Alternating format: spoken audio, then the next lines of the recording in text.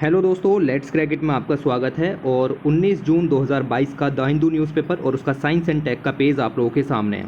सारे के सारे आर्टिकल्स में से कोई ना कोई पॉइंट निकल करके आता है, तो सभी आर्टिकल्स को यहाँ पर देखेंगे। जितना काम का उतना देखेंगे, बाकी फालतू चीज़ें यहाँ पर डिस्कस नहीं करेंगे। क्योंकि प्रीवियस ईयर में भी अगर हम देखें तो जो चीज़ें बताई गई कि भाई एक तो आपको ये पता ही होना चाहिए कि क्या पूछा जाएगा, दूसरा आपको ये भी पता होना चाहिए कि क्या नहीं पूछा जाएगा। तो ये वाला जो सेगमेंट है क्या नहीं पूछा जाएगा, ये हमारा काफ़ी ज़्यादा अच्छा रहता है। तो जो चीज़ें हम मना करते हैं वो चीज़ें नहीं पूछी जाती हैं। तो चलते हैं और देखते हैं क्या चीज़ें हैं। सबसे पहले ब्लैक डेथ। ब्लैक डेथ को बेसिकली आप जो हैं, इसका दूसरा नाम आपको देखने के लिए मिलेगा, प्लेग भी कह देते हैं सिंपली। इसको जो है पहले इसका ट्रेसिस के बारे में पता नहीं था, मतलब इसका ओरिजिन जो है वो डिस्प्यूटेड था। हमें पता नहीं था कि जो ब्लैक डेथ है या फिर प्लेग की कंडीशन है वो कैसे यहाँ पर फैली। ओके, इस चीज़ के बारे में नहीं पता था। लेकिन अभी क्या हुआ है कि जब यहाँ पर कई सारे शोध किए गए तो पता चला कि ये जो ब्लैक डेथ पेंडेमिक है ये आपका किर्गिस्तान वाले इलाके से फैला था। ठीक है, तो देखो सबसे पहले जो हम यहाँ पर प्रेडिक्शंस लगाते थे वो ये थी कि सेंट्रल एशिया या ईस्ट एशिया की कहीं से तो फैला है। ठीक है, ईदर इन सेंट्रल एशिया और ईस्ट एशिया, बट इसका कोई हमें पक्का पता नहीं था। लेकिन अभी पता चला है कि जो रीज़न इस समय किर्गिस्तान में है उस रीज़न से ये आपका ब्लैक डेथ जो है, जिसको आप द ग्रेट मॉर्टेलिटी और सिंपली द प्लेग भी कहते हैं, ये एक तरीके से ब्यूबोनिक प्लेग था। ये पेंडेमिक था जिसने एफ्रो जो यूरेशिया है वहाँ पर ये स्पेशली फैला। इसकी वजह से लगभग 75 से 200 मिलियन लोग यूरेशिया में आपके उनकी डेथ देखने के लिए मिली। बहुत ज़्यादा फैटल पेंडेमिक था। अभी तक हिस्ट्री में इससे ज़्यादा फैटल पेंडेमिक देखने के लिए नहीं मिला है। तो इसके ट्रेसेस के बारे में यहाँ पर पता किया गया कि आखिर फैला कहाँ से। तो पता चल गया ना कि किर्गिस्तान के इलाके से फैला है। यूपीएससी ये सब नहीं पूछेगी, ठीक है, ये सब नहीं पूछेगी। किर्गिस्तान उस समय ट्रेड जो आपका सिल्क रूट है उस पर मौजूद था और वहाँ से ही जो आपका ब्लैक डेथ है वो ट्रेडिंग के ज़रिए अलग अलग जगहों पर यहाँ पर फैला। ये बात आपकी पता चली कि वेस्टवर्ड इस तरीके से फैला।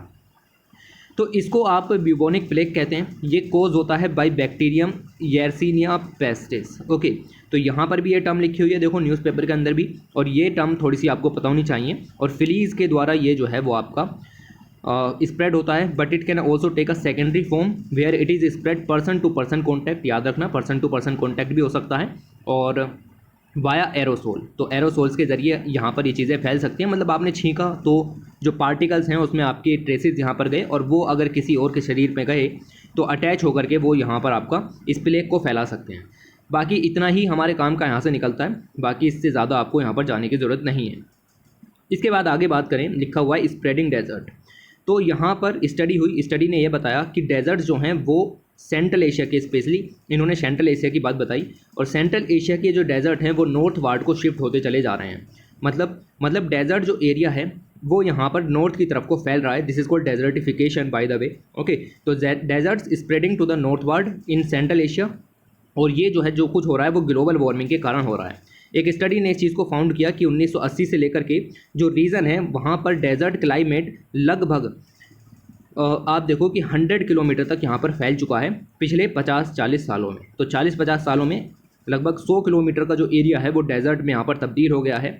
अगर हम बात करें नॉर्दर्न उज्बेकिस्तान की या किर्गिस्तान की, और या फिर इन सदर्न कजाकिस्तान या चाइना का जो जुंगार बेसिन है उसकी, तो ये सब चीज़ें आपको मिलेंगी। ये डेजर्टिफिकेशन की प्रॉब्लम यहाँ पर मिलती है। तो more than 60% of the central Asia उसका क्लाइमेट ड्राई है, इसकी वजह से डेजर्टिफिकेशन यहाँ पर बढ़ता है। ऊपर से मंगोलिया जो इतना बड़ा डेजर्ट वहाँ पर मौजूद है और फ्रीक्वेंट मतलब रेनफॉल भी फ्रीक्वेंटली यहाँ पर नहीं होती हैं। तो वाटर अवेलेबिलिटी भी यहाँ पर कम रहती है, जिससे प्लांट्स और ऑर्गेनिज्म को वाटर अवेलेबिलिटी यहाँ पर नहीं रहती। साथ में साथ जो टेम्परेचर है वो भी यहाँ पर राइज होता रहता है, जिसकी वजह से सोइल में वाटर इवेपोरेशन बहुत तेज़ी से होता है और ड्रोट की कंडीशंस बन जाती हैं। तो इन सब के कारण डेजर्टिफिकेशन तेज़ी से यहाँ पर बढ़ रहा है। अब ये सिर्फ सेंट्रल एशिया का फिनोमिना नहीं है, ये पूरी ग्लोबल प्रॉब्लम है। आप देख सकते हो कि अफ्रीका के अंदर भी जो सहारा डेजर्ट है वो तेज़ी से साउथ वार्ड शिफ्ट यहाँ पर हो रहा है। इंडिया के अंदर अगर हम देखें जो थार का डेजर्ट यहाँ पर है वो आपका धीरे धीरे इधर की साइड को यहाँ पर शिफ्ट हो रहा है, यानी कि दिल्ली और उसके सराउंडिंग एरियाज़ की तरफ को। तो इन सब से प्रोटेक्ट करने के लिए यहाँ पर एक बेसिकली फंडा चल रहा है, that is called great green wall का कंसेप्ट। यहाँ पर पेड़ों की एक लंबी शाखा बनाई जाएगी जो इस डेजर्टिफिकेशन को आगे बढ़ने से रोकेगी। ऐसे ही इंडिया में भी great green wall of India बनाई जा रही है, जो कि आपकी यहाँ से लेकर के यहाँ तक की होगी। और ये नेचुरल वॉल होती है पेड़ की, इससे डेजर्टिफिकेशन को आगे बढ़ने से रोका जाता है। खैर फिलहाल इतना याद रखो कि डेजर्टिफिकेशन एक ग्लोबल फिनोमिना है जो कि इस तरीके से बढ़ रहा है। सेंट्रल एशिया हो या अफ्रीका हो या इंडिया हो या आपका यूएसए हो, हर जगह पर ये चीज़ें देखने के लिए मिल रही हैं। उसके बाद लिखा हुआ है अनफोर्सीन इफेक्ट। तो ये कुछ नहीं है, ये पाकिस्तान के अंदर जैकोबाबाद में टेम्परेचर 51 डिग्री देखने के लिए मिला, और इस 51 टेम्परेचर की वजह से जैसे ही टेम्परेचर में 1 डिग्री सेंटीग्रेड का राइज यहाँ पर होता है तो स्टिल बर्थ या प्री मैच्योर डिलीवरीज जो हैं वो 5% से इंक्रीज हो जाती हैं। तो इम्पैक्ट पूछे हीट वेव्स का, तो हीट वेव्स के इम्पैक्ट में आपको ये पता होना चाहिए कि प्री मैच्योर डेथ भी एक कारण होता है हीट वेव्स का। ओके, तो ये आपको पता होना चाहिए और ये काफ़ी ज़रूरी हो जाता है। उसके अलावा रोबोट्स इन लैब की बात की गई है, तो आप इमेज के अंदर देखो आपका रोबोट्स का इस्तेमाल किया जा रहा है लैब्स में। कॉमन चीज़ है बट इसमें एक टर्म यूज़ हुई है that is called cloud labs. ये लैब्स ऐसी हैं जो कि फिजिकली एग्जिस्ट नहीं करती, वर्चुअली इन लैब्स में परफॉर्मेंस की जाती है, और वर्चुअली जब ये काम किया जाता है तो इसमें रोबोट्स का यूज़ किया जाता है। तो ये सब चीज़ें हैं। वर्क जो है वो मशीन्स के द्वारा किया जाता है और फ्यू ह्यूमन टेक्नीशियंस के सहायता ली जाती है। ज़्यादा जो है इसमें ह्यूमन जो इंटरफेरेंस है नहीं देखने के लिए मिलता। इसके साथ साथ चीप नहीं है बिल्कुल भी, टेक्नोलॉजी बहुत ही भारी है। तो क्लाउड लैब्स के बारे में सिर्फ ये 1-2 पॉइंट पता होने चाहिए, कोई खास नहीं। जहाँ भी वर्ड क्लाउड लग जाएगा वहाँ चीज़ें वर्चुअल होनी शुरू हो जाती हैं। ओके, तो ये सब चीज़ें आप यहाँ पर ध्यान रखो, इसमें रोबोट्स का इस्तेमाल किया जाएगा। उसके बाद आगे यहाँ पर बात करें तो what drives sustained growth of monkey pox cases. Monkey pox के बारे में हम पिछले 1 महीने से इस जो द हिंदू है इस न्यूज़पेपर के अंदर पढ़ रहे हैं। अब तक आपको मंकी पॉक्स के सारे पॉइंट्स रख चुके होंगे जो कि मैं आपको बार बार स्लाइड्स के रूप में देता हूँ, लेकिन स्टडीज़ इसके ऊपर होती चली जा रही हैं तो कुछ ना कुछ नया निकलता रहता है। जैसे ये कुछ पॉइंट्स यहाँ पर निकले हैं, इन पॉइंट्स को यहाँ पर देख करके पूरे आर्टिकल को ख़त्म करते हैं। जून 15 तक लगभग 1882 के करीब मंकी पॉक्स वायरस के केसेस 30 कंट्रीज़ में यहाँ पर हो गए हैं। तो अब अलग अलग जो European centre for disease prevention and control है या फिर यूएस के ऐसे सेंटर्स हैं वो सब इसके ऊपर स्टडी यहाँ पर कर रहे हैं। ये स्टडी यहाँ पर हुई, जो पर्टिकुलर स्टडी आज के न्यूज़पेपर में है, इस स्टडी के अंदर ये बताया गया कि देखो पहले तो आप ये समझो कि मैंने मंकी पॉक्स के वायरस में जब मंकी पॉक्स के बारे में आपको बताया तो मैंने उसमें आपको एक चीज़ बताई that is called endemic.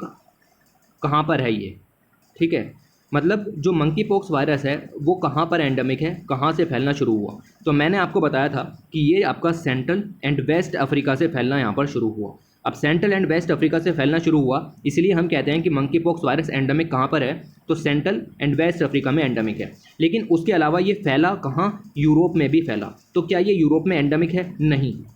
Endemic का मतलब कहाँ से निकल करके आया है, इसका ओरिजिन क्या है, कहाँ का नेटिव है ये, तो ये सेंट्रल और वेस्ट अफ्रीका का नेटिव है, ना कि यूरोप का। लेकिन केसेस यूरोप में ज़्यादा फैल रहे हैं। तो यही पता चला कि यहाँ पर यानी सेंट्रल एंड वेस्ट अफ्रीका के अंदर इसके जो केसेस हैं वो किसी और वजह से फैले, और जो यूरोप है वहाँ पर इसके केसेस किसी और वजह से यहाँ पर फैले। तो दोनों जो कारण हैं वो अलग अलग हैं, ये मैं आपको यहाँ पर बताता हूँ। देखो, while monkey pox has endemic कहाँ पर, सेंट्रल और वेस्ट अफ्रीका के अंदर, virus is not endemic in people. कहने का मतलब क्या है कि जो भी एंडेमिक कंट्रीज़ हैं यानी कि सेंट्रल और वेस्ट अफ्रीका की जितनी भी कंट्रीज़ हैं वहाँ पर मंकी पॉक्स का आउटब्रेक जो हुआ वो आपका एनिमल टू ह्यूमन ट्रांसफ़र के कारण यहाँ पर हुआ। मतलब एनिमल से ह्यूमन ट्रांसफ़र के केसेस सेंट्रल और वेस्ट अफ्रीका में ज़्यादा देखने के लिए मिले। Sustained human to human transmission in the endemic countries has been rare. यानी कि एनिमल टू ह्यूमन ट्रांसफ़र तो यहाँ पर हुआ, लेकिन human to human transfer central और वेस्ट अफ्रीका यानी कि एंडेमिक कंट्रीज़ में नहीं देखने के लिए मिला। ये पॉइंट समझ में आया? सिर्फ इतना पॉइंट यहाँ पर आपको पता होना चाहिए था। तो ये एक पॉइंट यहाँ पर हो गया। दूसरी चीज़ आपको यहाँ पर जो पता लगनी है वो ये है कि यूरोप के अंदर जो ये फैल रहा है, देखो यहाँ पर लिखा हुआ है in contrast the current outbreak in the US या यूरोप, मिडिल ईस्ट या ऑस्ट्रेलिया, इसमें ये क्लियर ट्रेंड दिखते हैं कि ये जो यहाँ पर फैला है वो ह्यूमन टू ह्यूमन ट्रांसफ़र के कारण फैला है, ना कि एनिमल टू ह्यूमन ट्रांसफ़र के कारण। तो जस्ट एक लाइन की बात थी, क्लियर करता हूँ दोबारा से। सेंट्रल और वेस्ट अफ्रीकन कंट्रीज़ के अंदर ये एनिमल टू ह्यूमन ट्रांसफ़र की वजह से फैला, जबकि यूरोप, यूएस, ऑस्ट्रेलिया में ये ह्यूमन टू ह्यूमन ट्रांसफ़र की वजह से फैला। और ह्यूमन टू ह्यूमन ट्रांसफ़र के अंदर सबसे इंपॉर्टेंट कोज है man who have sex with man, यानी कि MSM। तो ऐसे लोगों में ये बहुत ज़्यादा यहाँ पर फैला। तो ये चीज़ें आपको पता होनी चाहिए। सिर्फ एक पॉइंट था, इससे ज़्यादा आपको जानने की ज़रूरत नहीं है। इसके अलावा जो इसका एक बेसिकली रिप्रोडक्शन नंबर है, कितनी तेज़ी से फैलता है मंकी पॉक्स वायरस का, ये आपको देखने के लिए मिलेगा कि इन द एंडेमिक कंट्री ये लेस देन 1 है। तो ह्यूमन से ह्यूमन में ये नहीं फैल रहा, क्योंकि इसका आप देख सकते हो कि रिप्रोडक्शन नंबर भी 1 से कम है। तो बेसिक रिप्रोडक्शन नंबर है being less than 1 would mean that outbreaks would fade out if without continuous introduction from animals. इसका मतलब ये है कि अगर आरओ नंबर यानी कि रिप्रोडक्शन नंबर 1% से कम है तो ये आपका जो एक ना एक टाइम में आकर के ख़त्म हो जाएगा, क्योंकि इसका जो सोर्स है that is animal, main source है ना, वो यहाँ पर नहीं है, क्योंकि ये ह्यूमन टू ह्यूमन ट्रांसफ़र है। तो ये चीज़ें कुछ पता होनी चाहिए, बाकी ज़्यादा डिटेल में जाने की ज़रूरत नहीं है, ये सब आप इग्नोर मार सकते हो, कुछ भी काम का नहीं था। तो यही है, MSM एक बड़ा कोज है, इसकी वजह से रिस्क जो है वो काफ़ी ज़्यादा बढ़ गया है। और ये भी आपको पता चला कि human to human transmission endemic countries में वेरी रेयर है, ठीक है। एंडेमिक कंट्रीज़ में एनिमल टू ह्यूमन ट्रांसफ़र ज़्यादा दिख रहे हैं। रिप्रोडक्शन नंबर बेसिकली जो है वो 1% से कम है। ये 2-3 पॉइंट याद रखो, बाकी आपको कुछ पढ़ने की ज़रूरत नहीं है इसमें से। उसके बाद आगे चलते हैं और यहाँ पर लिखा हुआ है quantum diamond microscope to image magnetic field.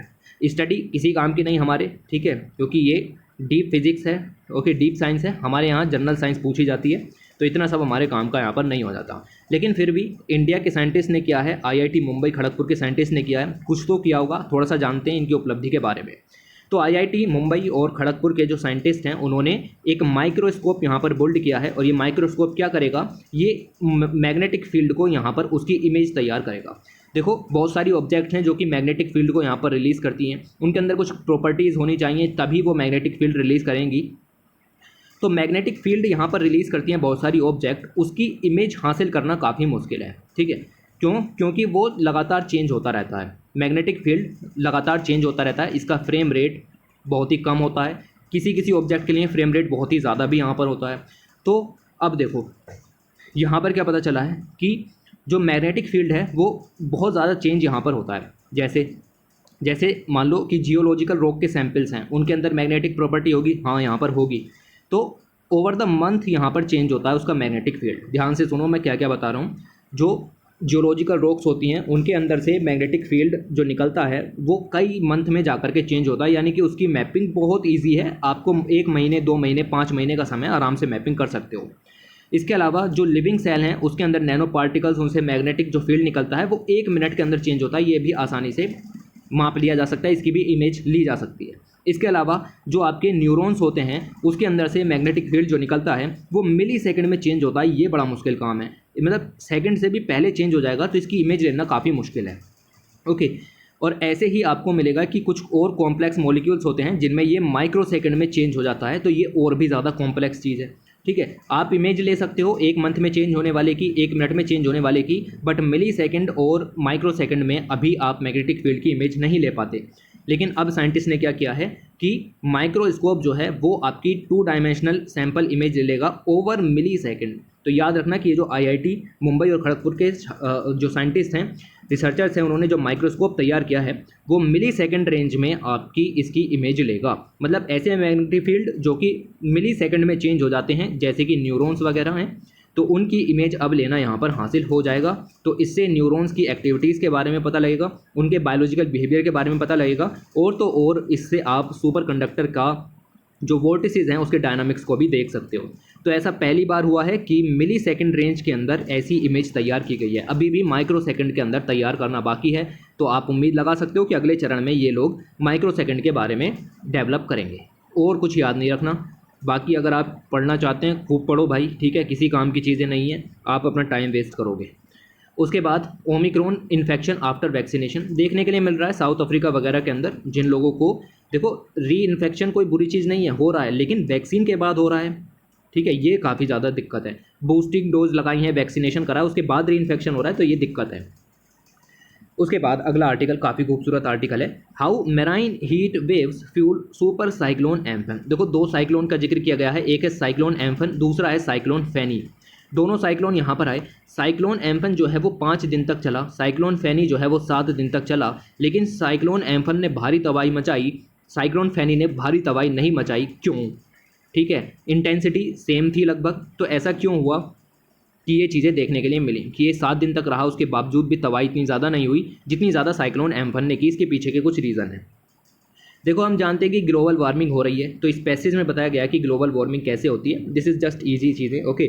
तो एंथ्रोपोजेनिक इमिशन यहाँ पर होंगे और उसके साथ साथ जो आपकी हीट है वो ट्रैप हो जाएगी और इन सब के कारण जो आपकी एयर टेम्परेचर है वो इंक्रीज हो जाता है, that is called global warming, that is common. Okay, तो अब जो है जैसे जैसे जो हीट है, देखो as the capacity of the atmosphere, अब ये सब काम जो है वो एटमॉस्फेयर नहीं तो क्या है, एटमॉस्फेयर हीट को एब्जॉर्ब कर लेता है। तो हीट को एब्जॉर्ब यहाँ पर कर लिया तो धीरे धीरे एटमॉस्फेयर की कैपेसिटी हीट को एब्जॉर्ब करने की कम होती चली जाती है। More than 90% of the extra heat जो एटमॉस्फेयर एब्जॉर्ब करता है वो आपकी ओशन के द्वारा एब्जॉर्ब कर ली जाती है।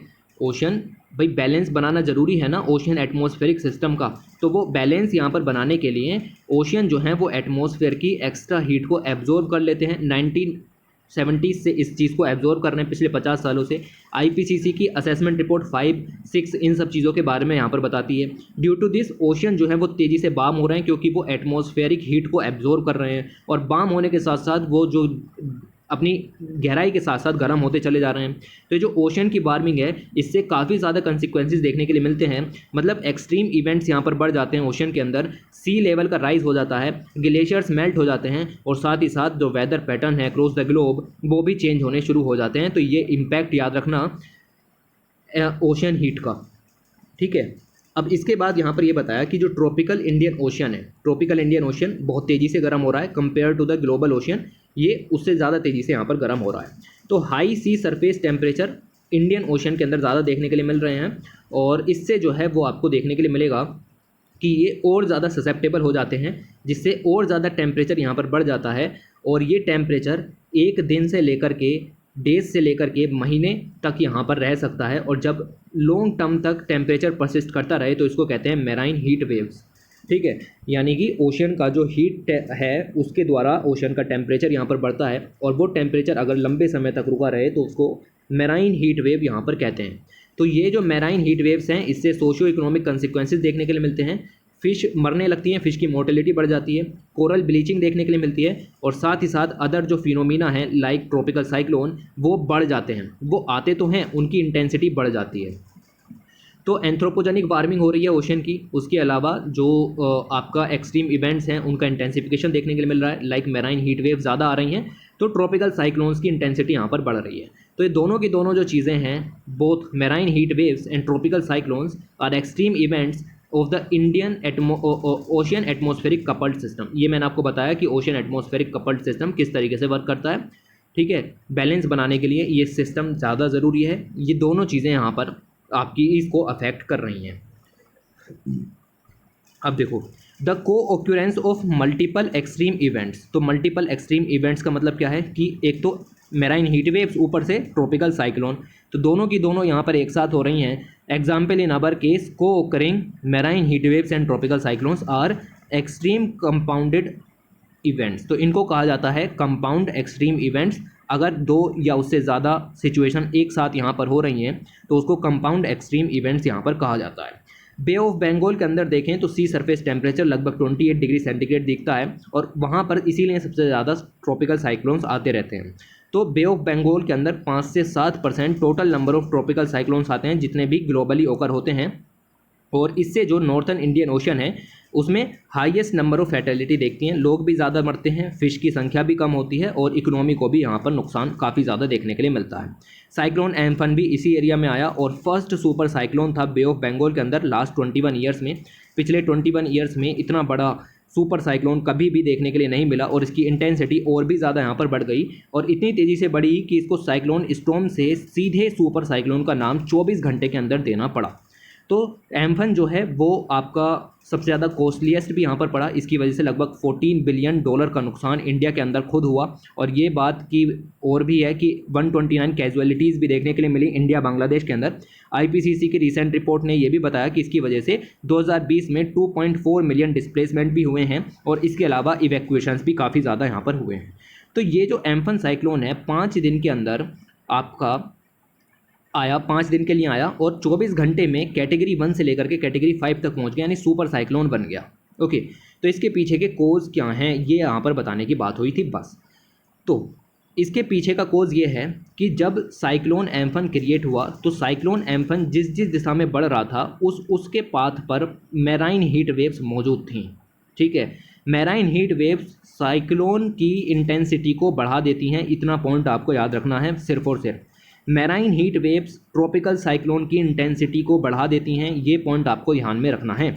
तो जो प्रेजेंस है वो देखने के लिए मिली जो साइक्लोन के पाथ के नीचे मैराइन हीट वेव्स की, और इसकी वजह से जो साइक्लोन का ट्रैक है और शॉर्ट पीरियड के अंदर ही इंटेंसिफाई यहाँ पर हो गया। साइक्लोन फैनी भी आया, लेकिन उसके पाथ में किसी भी तरीके की MHW यानी कि मैराइन हीट वेव्स नहीं थी। इसी वजह से साइक्लोन फैनी, जो कि 2 दिन ज़्यादा टिका, ज़्यादा तबाही नहीं कर पाया। The main difference between these two cyclones was the presence of MHW in the case of Amphan. बात क्लियर हो गई, इससे ज़्यादा नहीं पढ़ना, ठीक है। तो जो आपका एम्फन था उसके नीचे मैराइन हीट वेव्स मौजूद थी, जबकि फैनी के नीचे मैराइन हीट वेव्स मौजूद नहीं थी, और इसी वजह से जो एम्फन साइक्लोन था उसकी इंटेंसिटी बढ़ गई और वो सुपर साइक्लोन में तब्दील हो गया। तो सी सरफेस वार्मिंग के अलावा भी और चीज़ें हैं, लाइक ओशन स्ट्रेटिफिकेशन है या ओशन वार्मिंग है, वो भी इस चीज़ में एक रोल प्ले करती हैं, जिससे जो आपकी कंपाउंडेड एक्सट्रीम इवेंट्स हैं उसके फिनोमिना और ज़्यादा बढ़ जाते हैं, ठीक है। तो ये भी पॉइंट सब यहाँ पर याद रखिएगा। ये हमारी लास्ट स्लाइड है और इसको दोबारा देखो इस आर्टिकल को, ये काफ़ी इंपॉर्टेंट आर्टिकल हो जाता है और चीज़ें समझ में आई होंगी। Thanks for watching, take care.